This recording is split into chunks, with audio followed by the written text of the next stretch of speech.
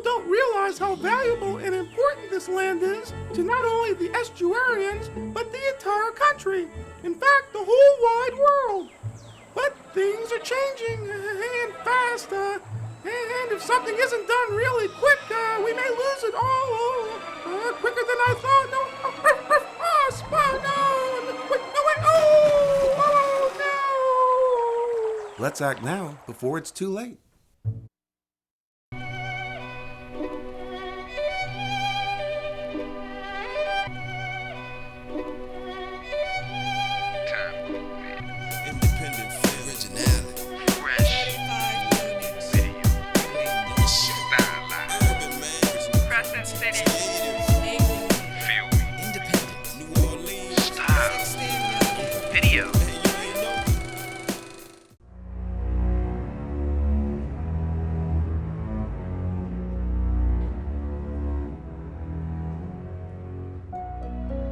Gulf Restoration Network is a 15-year-old environmental group exclusively focused on defending the Gulf of Mexico.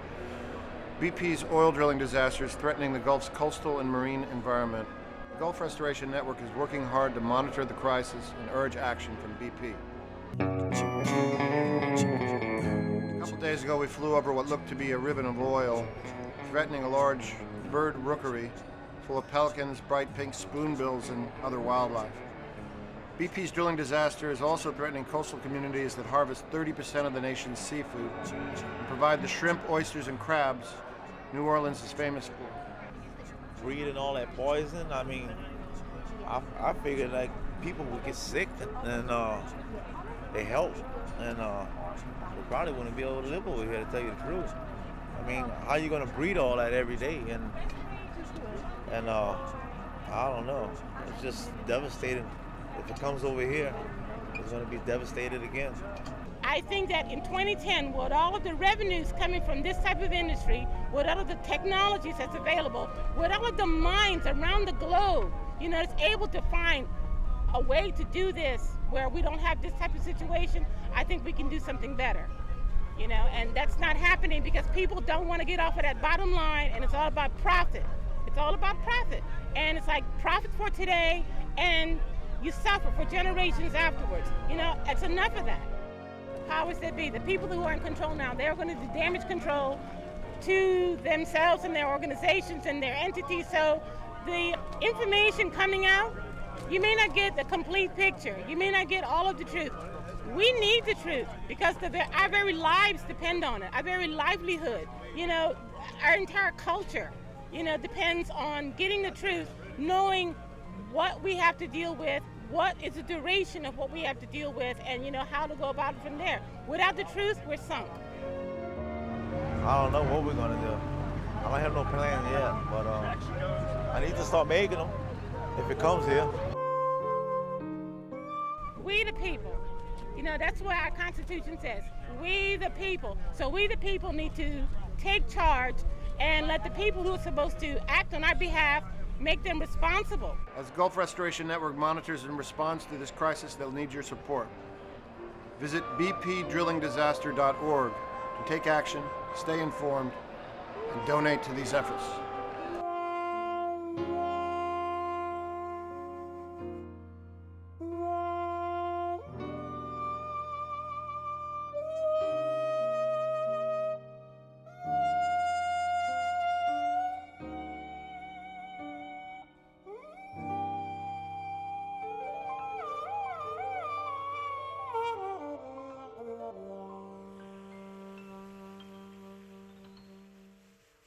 I'm Aaron Viles. I'm the campaign director with the Gulf Restoration Network, and we're a 16-year-old nonprofit environmental advocacy organization.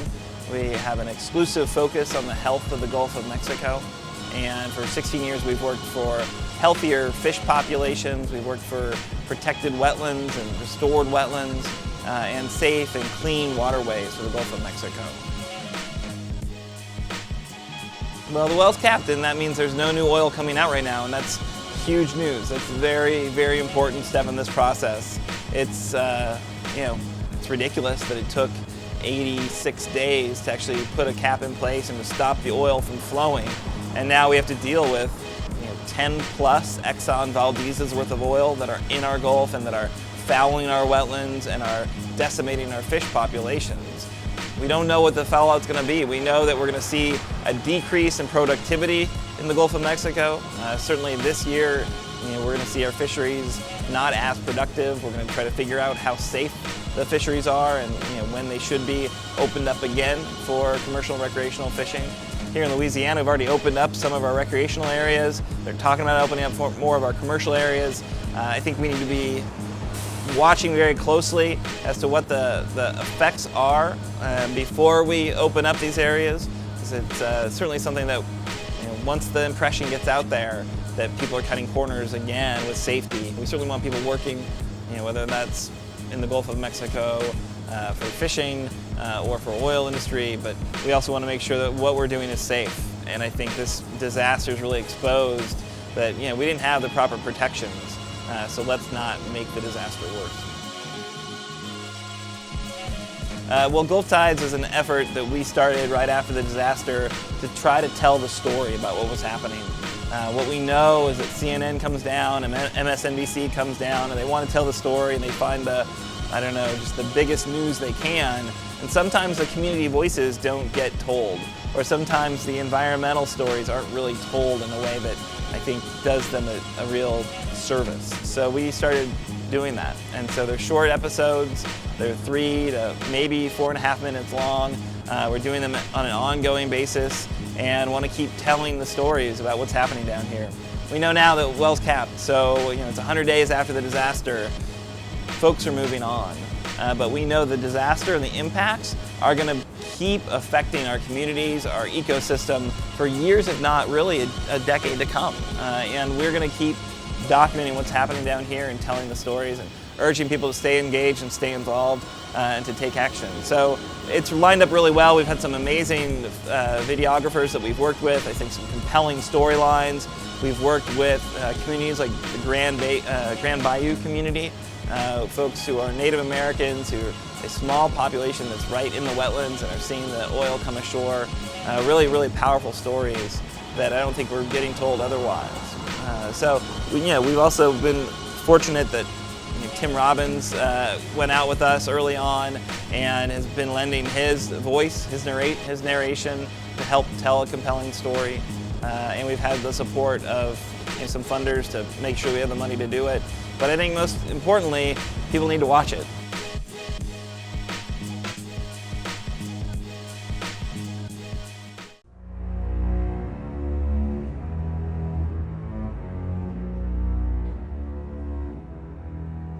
The BP oil drilling disaster is having an untold impact on the amazing marine wildlife of the Gulf of Mexico.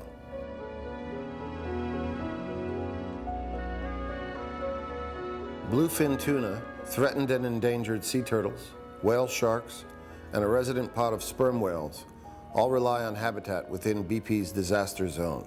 Sperm whales are nationally listed as endangered. There are about 1,000 of them at current estimates. From what we know, they stay within an area of the canyon in the deeper waters of the Gulf, and they feed in that area. The problem is that it requires so much of their effort and energy to feed that they need to take in a certain amount of food to just keep what they call their balance of energy, or the amount of energy they need.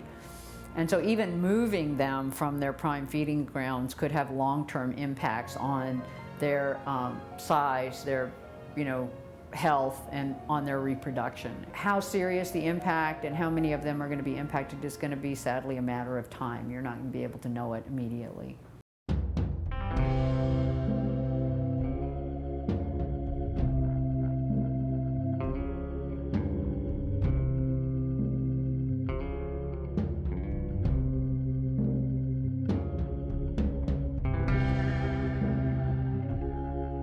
Commercial fishermen and those in the business of recreational and charter boat fishing are all feeling the impacts of BP's drilling disaster.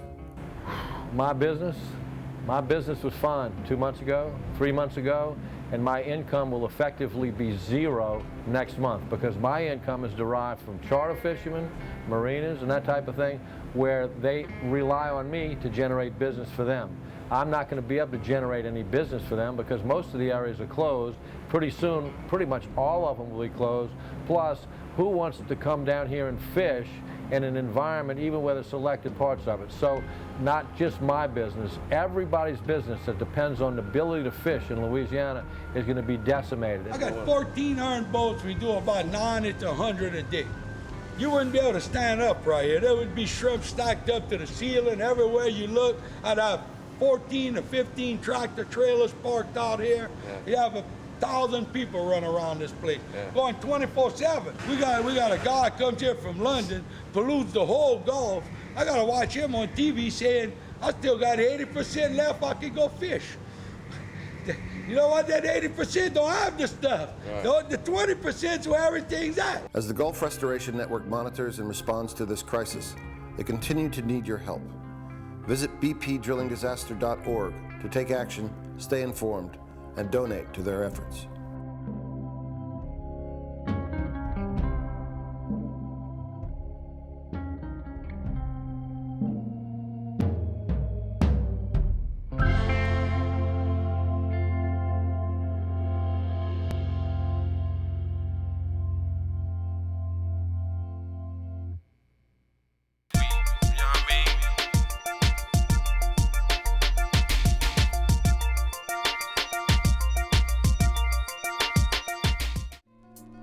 Timecode NOLA. The New Orleans Independent Film Program.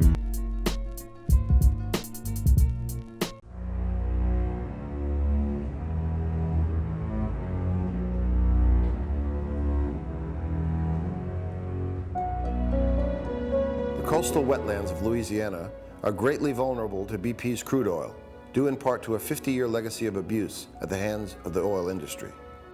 Unfortunately, BP's oil drilling disaster is affecting marshes that really are vulnerable. These are marshes that were barely hanging on. Even though they're incredibly productive, they are not healthy. Louisiana already loses 25 square miles of coastal wetlands every year due to erosion, saltwater intrusion, and sea level rise.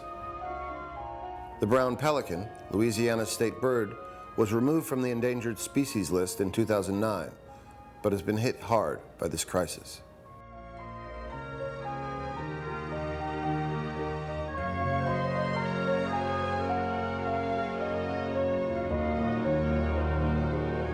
Skimming, booms, and other containment activities are slowed by weather conditions and have been unable to keep pace with BP's oil. Despite BP's assurances, it is clear the only strategy they consistently utilize to control the disaster is the application of toxic dispersants to their oil. Little is known about the marine and coastal impacts of the dispersant, and those who care about the coastal ecosystem are concerned.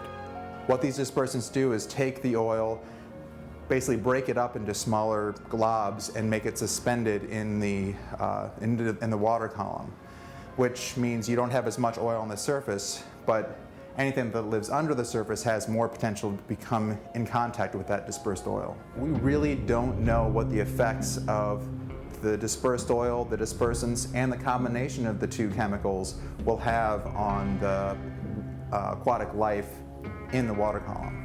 Nobody knows. Nobody knows the use of the dispersants. It's like nobody knew what it was going to do, but they did it anyway. You know? And that's a big issue. I think BP is handling this to benefit BP.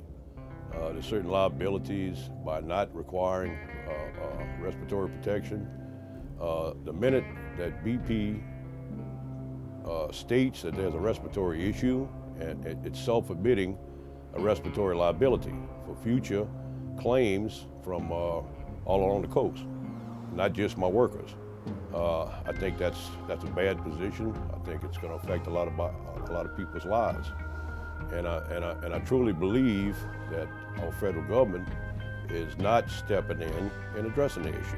Boom addresses surface oil, put out miles and miles and miles of boom. The dispersant is coming in under the boom.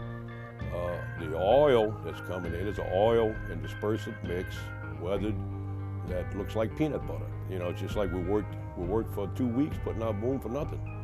Once it gets in the grass and all, that's your estuaries for all your shrimp, your fish, everything. And what they feed on is in there. So you're gonna kill all the bottom link of the chain. As the Gulf Restoration Network monitors and responds to this crisis, they continue to need your help. Visit bpdrillingdisaster.org to take action, stay informed, and donate to their efforts.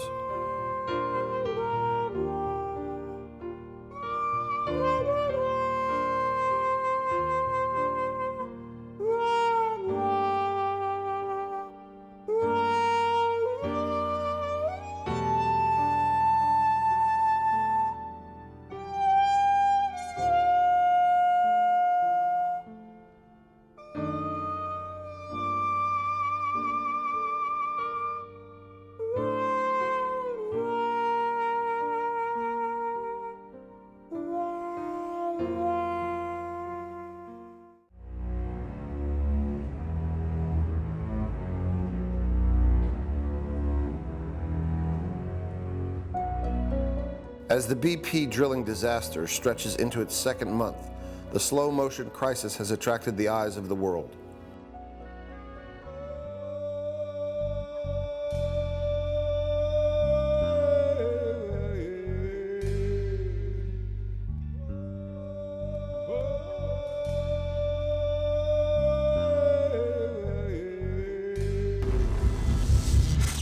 Native American tribes, pushed down the bayous centuries ago, are watching their historic way of life ripped away from them by BP's crude. The Atakapa Ishak, we have lived in the Louisiana region for time without number. Everything we need is here in this environment. Animal life, vegetation, everything. We have medicine plants, everything here. Our lease start from that point where you see where we're passing from, all the way. We have 104 acres on the coastline.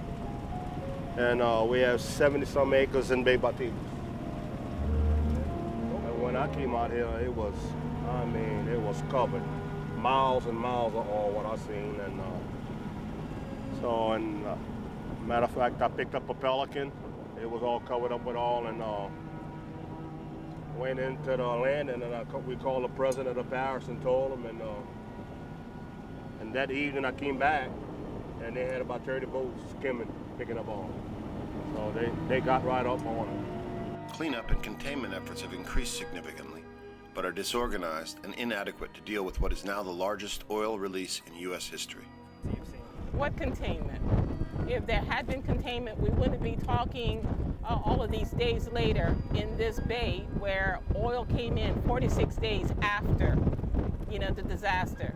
So 46 days after the disaster, more than a month, and we have death in the marsh. We see all the animals dying. So this is absolutely ridiculous. In the nation's capital, the White House and Congress have asked tough questions of BP and have heard directly from the affected communities and conservationists from the region. I'm pleased to announce that BP has agreed to set aside $20 billion to pay claims for damages resulting from this spill. BP's agreement to a $20 billion fund to compensate the region for their economic losses is a rare victory for coastal communities and the White House's efforts to make them whole. Already I've issued a 6-month moratorium on deepwater drilling. The BP disaster and subsequent deepwater drilling moratorium has exposed how vulnerable the Gulf ecosystem is to the mistakes of the oil industry and how reliant communities are on oil industry jobs.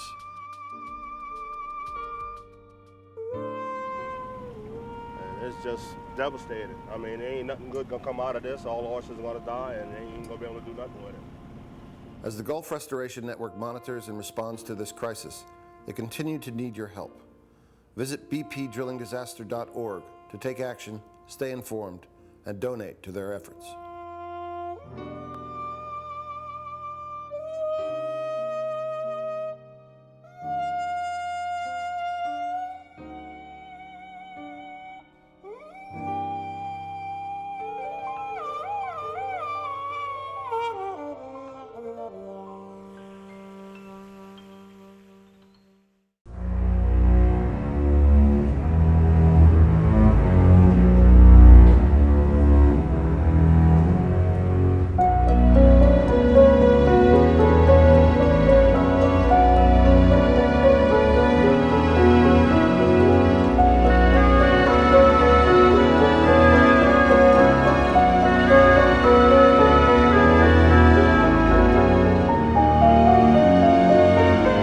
With 4 states now forced to deal with BP's crude, the economic impacts are affecting a large portion of Gulf Coast economies. I think right now the public in Louisiana is incredibly concerned about the economic reality of their future.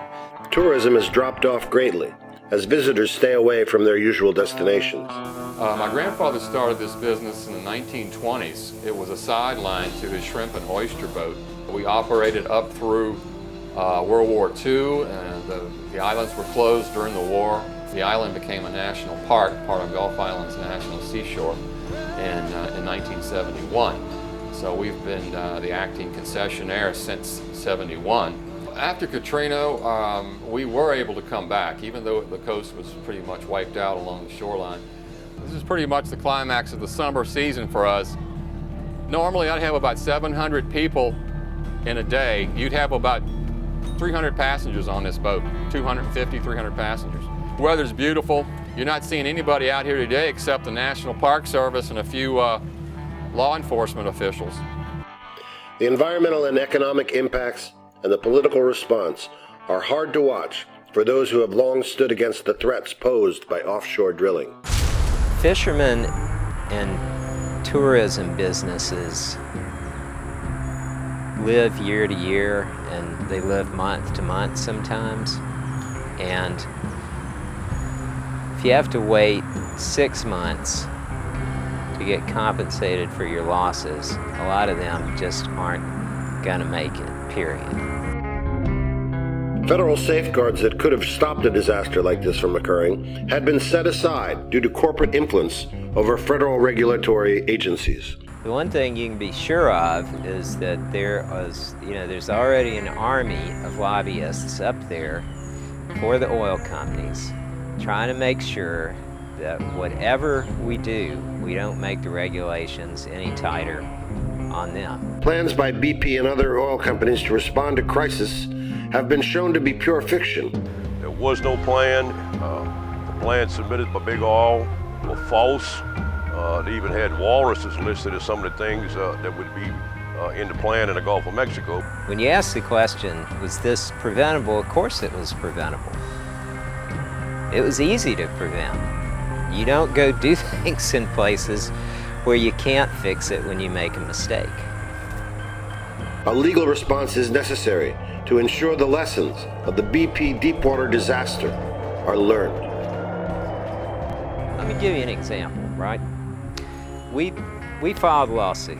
I mean the Gulf Restoration Network filed a lawsuit to make sure that no other oil company gets to do what BP did, and that's drill a well in water like that without having a plan for how to deal with a blowout, and without saying this is what's going to happen if we have a blowout.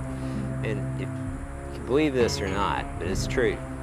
The American Petroleum Institute has intervened in that lawsuit on the side of the government to defend the idea that you shouldn't have to have a plan for a blowout. Whether there's a moratorium in place or not, the Department of the Interior, at a minimum, needs to require these companies to come up with plans that are credible and that acknowledge the resource challenges we're seeing right now. Now is the time to start, holding them accountable and putting plans in place and regulations in place that will minimize impacts in a real way. As the Gulf Restoration Network monitors and responds to this crisis, they continue to need your help. Visit bpdrillingdisaster.org to take action, stay informed, and donate to their efforts.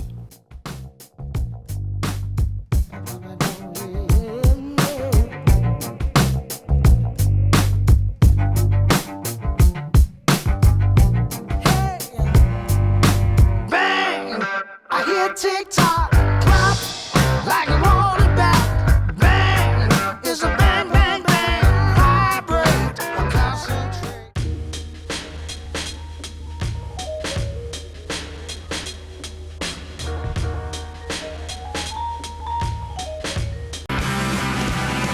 The University of New Orleans has tremendous programs. The faculty and the staff and the teachers here are very supportive. Go, go, go! I love the university has this close-knit community. Everybody here is like a second family. You see a lot of different people from a lot of different countries. There's so much to do in New Orleans. The jazz and the French Quarter. The food. The University of New Orleans is a great place to be. It is a pretty cool place.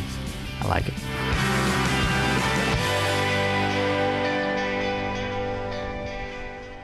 Every year, homes are threatened and destroyed by tidal surge and flooding. UNO Civil and Environmental Engineering professor Norma Jean Mattei's department is taking the lead in understanding and developing new ways to combat such forces of nature, with her research in composites focused on new construction methods and materials that are less expensive, stronger, and earth-friendly, protecting our homes and making them safer. The University of New Orleans, a higher standard of higher learning.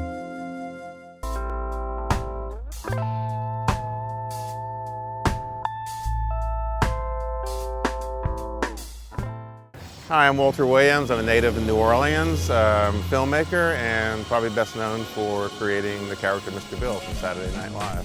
Here I started off in Super 8, and now I'm doing digital and still making films. Yeah, actually, my sister was dating this guy making a feature film here in New Orleans, and I got to work on it as a teenager, and it just opened up the whole concept of movie making as almost a magic trick. You know, you shoot things in different places, different times, put it all together, and then at the time Super 8 was available and it fit within my budget, which was basically $10 a film, and so I just started making comedy films and showing them, and they worked.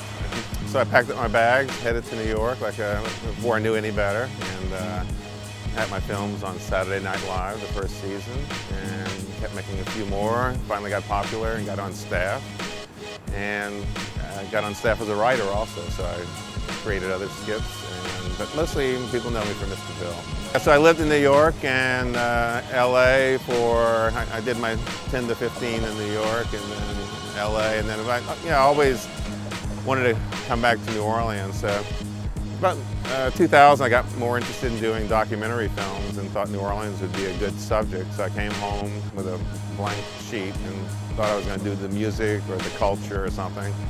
Then started noticing the water was getting a little closer all around, and so organically this documentary turned into the natural history of the area.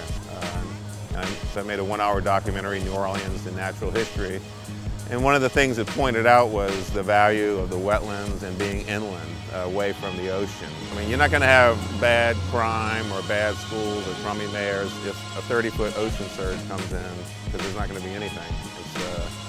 So it's great to do all the stuff here inside the bowl, but if we don't get the outside protection, which is the wetlands, levees aren't going to do it.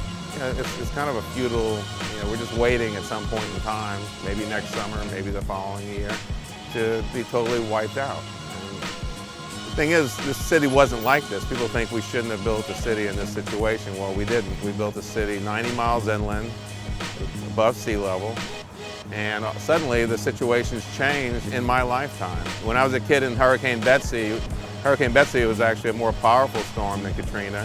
Hit us in a worse place, we were on the wrong side of the storm, but there was no flooding of canals. People didn't even talk about evacuation or any of that stuff when I was a kid. It's all happened in the last 40 years. So in my work as a filmmaker doing these various documentaries, it became very apparent that something other than nature was taking its toll. And it's clear that one of the biggest contributors to the problem was the oil and gas industry.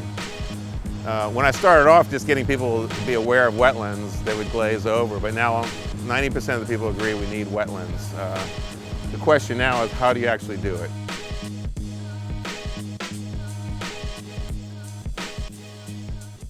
Gee kids, I'm not sure we can do our show today because it looks like Hurricane Sluggo is headed right for us here in America's wetland. That's right, Mr. Bill. And since New Orleans is below sea level, if a hurricane hit us directly, it could push the water over the levees and fill it to the top. Oh no, then we'd better leave. Well, it's too late to evacuate since all the roads are jammed and underwater. Then where can we go that's safe? Here, this should work. Gee, I hope it doesn't get much higher. Well, Reed the alligator doesn't seem too worried. Yeah, that's because he can swim. I don't do that too well. Well, in that case, Reed says he'll have one of his buddies come and give you a lift. That's okay. Maybe you can find my water wings or something. Oh, wait, don't get me out of here. No. Let's act now before it's too late.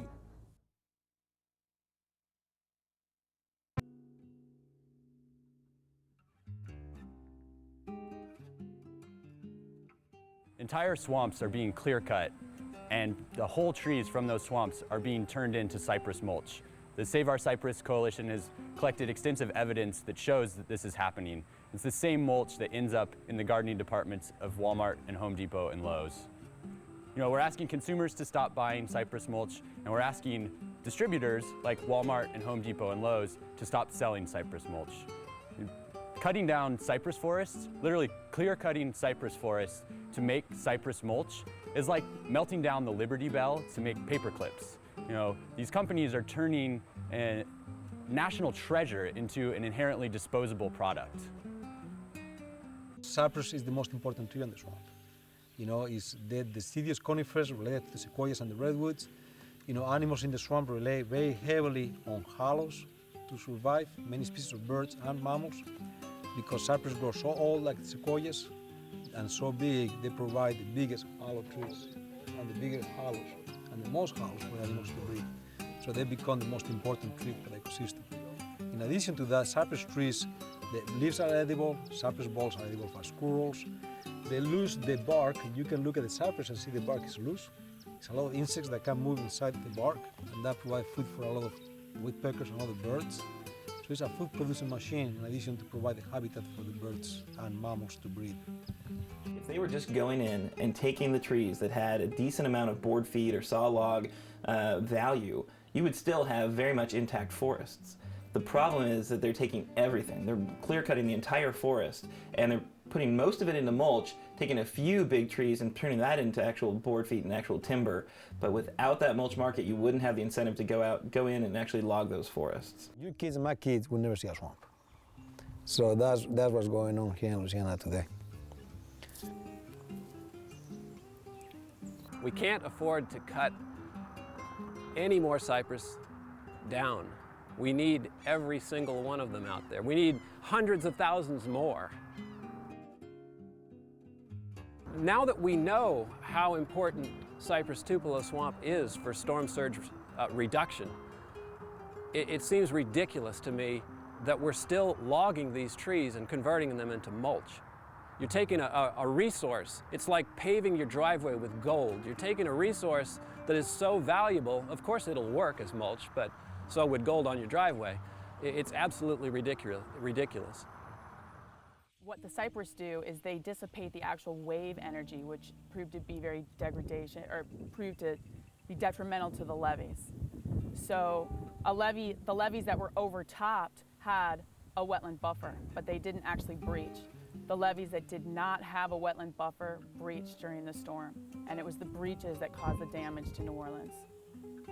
And now it floods for too long and too deep, and the cypress can, you know, even in drought years, the cypress can't breathe anymore.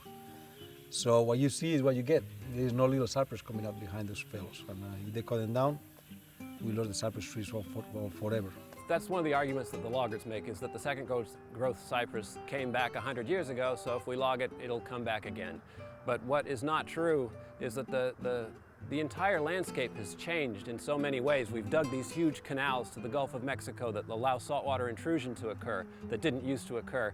The sea level rise and subsidence has doubled the rates of flooding in this entire swamp. And so together, those two things alone will prohibit any regeneration or any substantial regeneration. So unless we can alter the hydrology back to the way it was historically, bring the river, the Mississippi River, back into this system to bring nutrients and fresh water and to flush out that salt water, the chances of regenerating on its own, the chances of this swamp regenerating on its own are right around zero. This is not fighting the landowners. This is not the best interest of the landowner. I mean, they come here and they cut this here one time. They make a few bucks and it's gone forever. Their kids won't have that lumber anymore. I mean, their land will be run for lumber forever. I don't think that's the best interest for anybody. I think when you own this kind of ecosystem, you cannot manage it for timber in the long term. So the best interest for the landowner will be to be compensated to keep it where it is. And I think the best interest for us is to compensate them so we don't lose these ecosystems. All these birds need this coastal forest to feed and move on or to breed, and they lose them.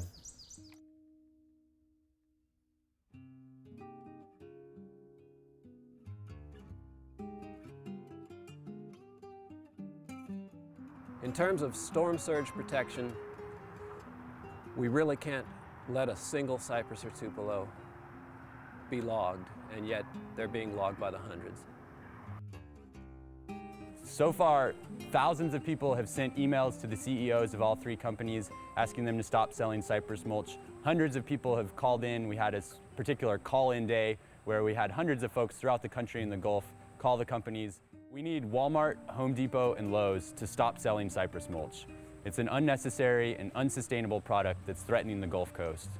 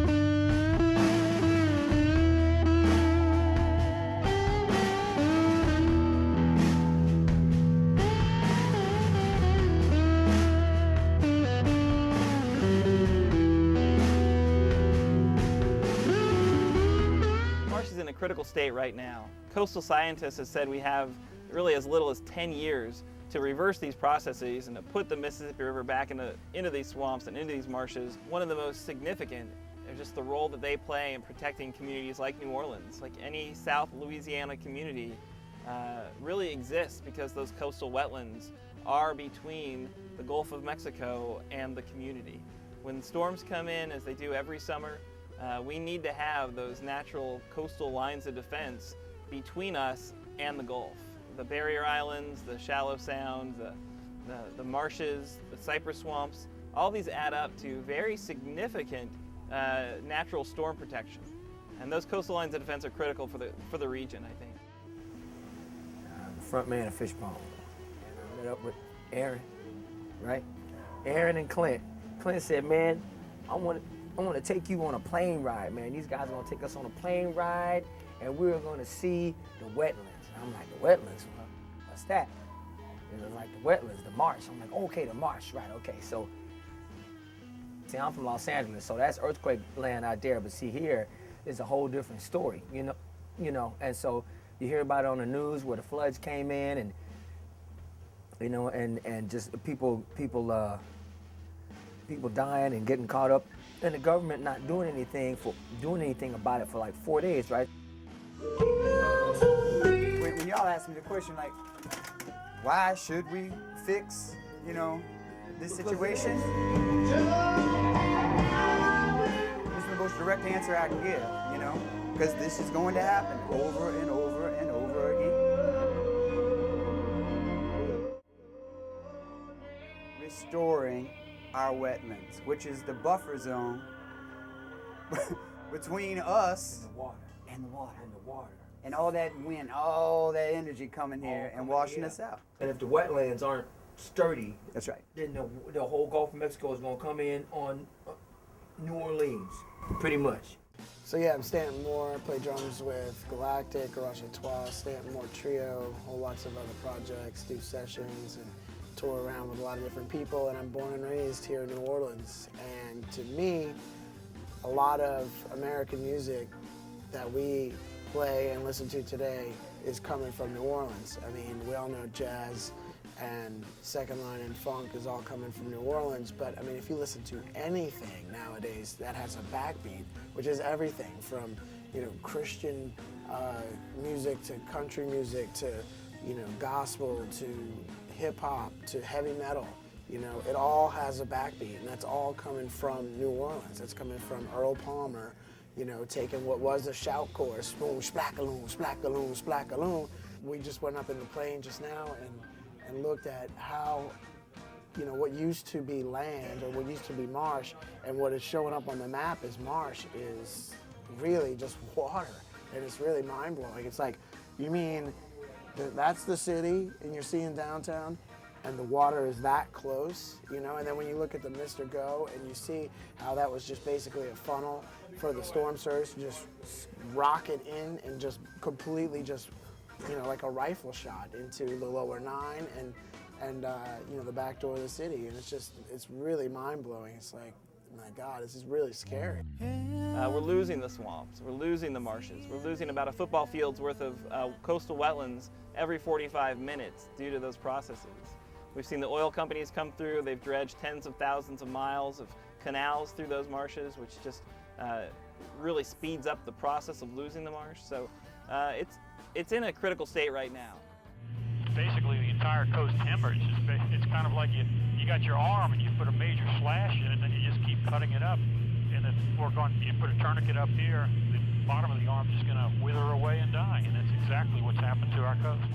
Flew over it today, and you can see how it can service the marsh and get that fresh water to the marshes, which are being overcome by salt water because of the erosion of the wetlands due to some of the recent storms, but also due to years and years and years of canals being built by the oil and gas companies, building all these canals straight through the marsh. So then all these canals are bringing in the salt water, which is just destroying the marsh and the cypress swamps. And you know, you can see these things that used to be there to protect us from storms, it's not there anymore. It's just more water. So even though it shows up as green on the map, man, it's not there. And it's just, you know, it's really frightening.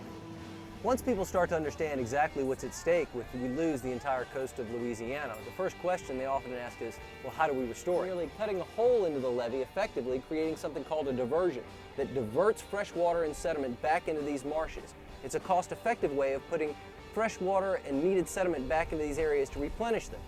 Additional technologies include pumping sediment out of the river with pipelines, using beneficial use of the material that the Corps dredges from the river to maintain navigation, to then place it back into the system. That's an immediate solution and one that's desperately needed to begin helping this ecosystem to recover. But ultimately, to sustain this ecosystem far into the future, we need to look at cost-efficient and effective ways to utilize these dollars. And that's by mimicking exactly what Mother Nature did before we interfered. We just need to do it on a much bigger scale, much quicker. Otherwise, you know, South Louisiana is just going to literally disappear. And that's, you know, a lot of the nation's seafood, a lot of the nation's oil and gas, a lot of the nation's music is all rooted in this right here, which is literally disappearing before our eyes.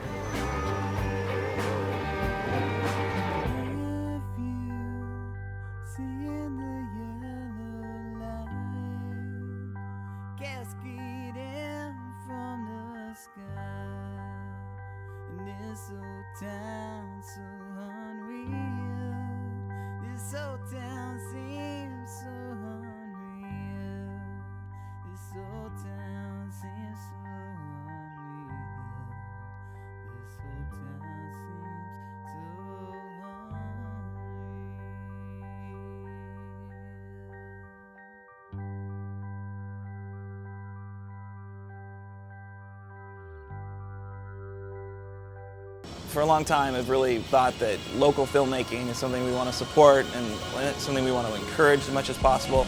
So this is our third year of having an environmental video competition. So Defend Our Wetlands, Defend Ourselves competition. Videographers can put together short pieces, anywhere from 7 minutes or shorter, telling about issues they care about. The natural resources of the Gulf of Mexico. Clearly the oil disaster certainly lends itself to telling those types of stories. But our wetlands issues that were happening before the disaster, the dead zone out in the Gulf of Mexico, how the fisheries of the Gulf of Mexico are being handled and managed. All these things, I think, there can be compelling stories, and that's why we're asking videographers to put those together and submit them to us. And we're doing it in partnership with some great folks So the Voodoo Experience has partnered with us on this. The Charitable Film Network has partnered. Whole Foods, other folks helping us to have some nice prizes to reward people with, but then also have a chance to show the content. So we want to show it the best submissions at Voodoo. So that's coming up pretty quick. We really want submissions, now. So check our website, check the Charitable Film Network's website, and submit your submission.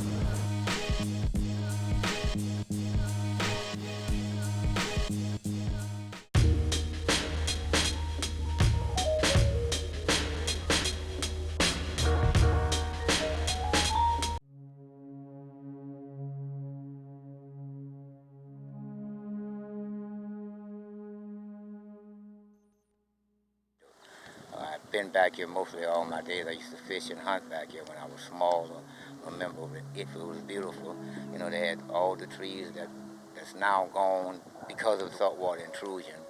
As kids, we used to come back here and catch turtles and snakes and baby gators and little turtles about the size of $50 and sell them for 50 and 60 cents a piece to the pet shop stores and stuff.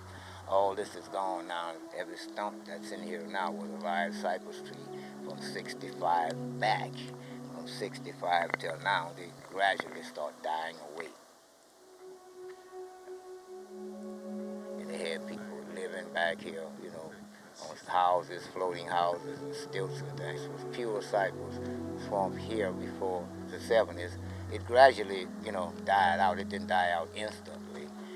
Maybe about 15 years it was dead, In the late 60s and the beginning of the 70s, they dug a canal they called the Mississippi River Gulf Outlet, and it crossed it Bayou B Avenue in the marshland. And Bayou B Avenue, they used to go all the way. You used to come stand on 11 as far as your eyes could see was Tupelo Swamp. Except, so when they start cutting across the swamps in the marshland, making navigational canals, saltwater intrusion came in and caused this to start dying out. But all this is part of what made this hurricane be so large is because all the coastline rode it away, and it's easier for a strong hurricane. It takes shorter time for it to come in the city and tear it up now. So all this have to be repaired to have it slowed down to like it used to be. If it was a Category 6 and marshland was here, have so many miles of marshland, cut the surge of water down so many feet as they come in from the Gulf of Mexico. So if the coastline continue on eroding away, even a weak storm is going to give us a problem because we don't have no protection. The entire wetland complex has been suffering from severe degradation for the past 50 years, ever since they constructed Mr. Go, the Mississippi River Gulf Outlet. Currently, the Mr. Go has been decommissioned, and so we're hoping to see some changes in our bayou. But what that essentially meant is that back about 50 years ago, this was a healthy cypress swamp, and now it's degraded to a brackish water and mostly open water. A lot of the cypress couldn't handle the salt. So what our research team is doing is trying to figure out how we can restore this area back to a cypress swamp if possible, so that it can provide storm protection for the neighborhood, as well as providing food opportunities and recreation opportunities for the residents. This summer, our focus has been on trying to get some kind of pilot or demonstration material in, and the group have put in these floating mats, and they've put in some containers to look at different kinds of marsh grasses as well as cypress seedlings to see how they do in this environment. And I think having those visible demonstrations are something that inspires people in the community as well as ourselves in terms of the long-range restoration of this wetland. Basically, the objective of the day was to try to do a wetland demonstration project, small scale for a small budget, but something hands-on that this year's group of students could do to demonstrate wetland restoration and get the community involved. And so basically what we did this morning is we planted 2 35 square foot floating rafts, which are actually made of this matrix of recycled plastic from water bottles and such. And each of the rafts had about 50 holes, which are wicking chambers, and that's where we actually planted the plugs of these 3 different brackish marsh wetland species. On one raft we broke them up into zones, and the other we just did a random planting, and that was to try to see how the plants do in a monoculture versus competition planting. So with the rafts, the plants aren't planted directly into the soil. They're planted into this matrix. But the roots can go through, like it's this matrix of all these fibers. The roots will go through and they'll create a root mass that's actually underneath the raft. And if the roots grow long enough and if the water is shallow enough, they can actually root into the soil. And so there might be some hopes of these rafts actually rooting down and becoming something permanent. But what we heard from the floating wetlands guys is that because it's hydroponically grown, the roots have a much greater surface area of exposure with the water as well as the nutrients in the water. And so they actually do, I think they said one raft, 35 square foot, basically does the function of 1 acre of wetland, which is pretty amazing. And so who knows, we're just experimenting to see what kind of plants are going to be able to survive in the current conditions of the bayou until salinity levels can lower. And the ultimate hope and vision that the community has is that we can ultimately restore this into a cypress tupelo swamp. But it's going to take a while for the salt to get out of the water. It's going to take a while for the salt to get out of the soil. And so we're trying to see what we can do now to restore some of the environmental functions of the bayou and provide biodiversity, and as well as the conditions that will create better conditions for cypress tupelo, which means creating biomass, building up these landforms, and decreasing our water depth on the edges so we can create some areas for new planting. One of the really special aspects of this 427 acres is its proximity, not only to the lower Ninth Ward, but to downtown New Orleans, so that the closeness for people to see wetland or coastal restoration in progress will provide the impetus for doing larger coastal restoration projects along the Gulf Coast.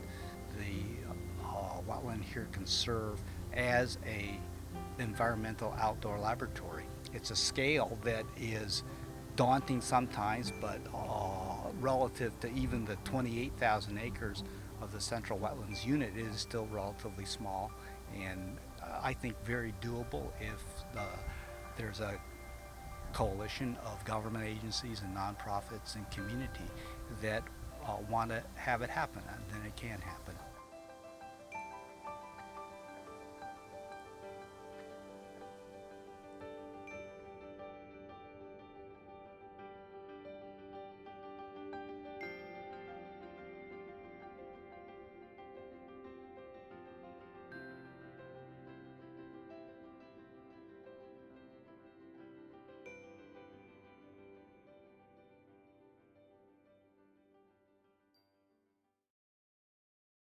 One thing I'd like to say is that we know that the Gulf of Mexico was having issues before BP's oil came ashore.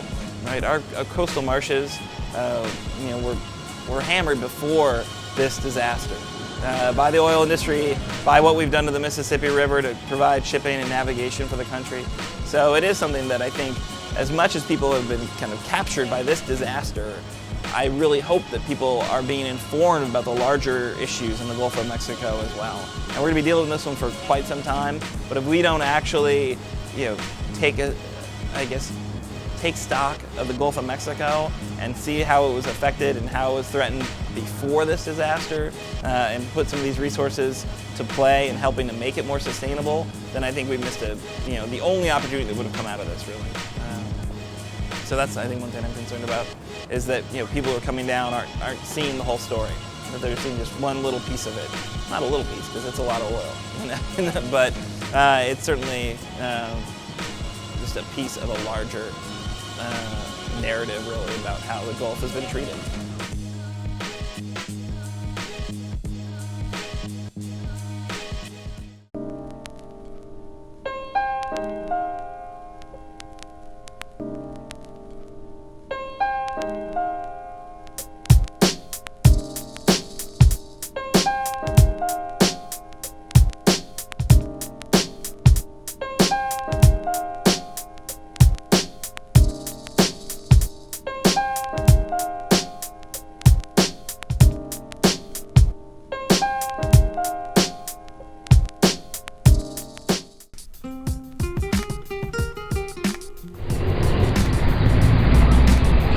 NOLA, you heard me.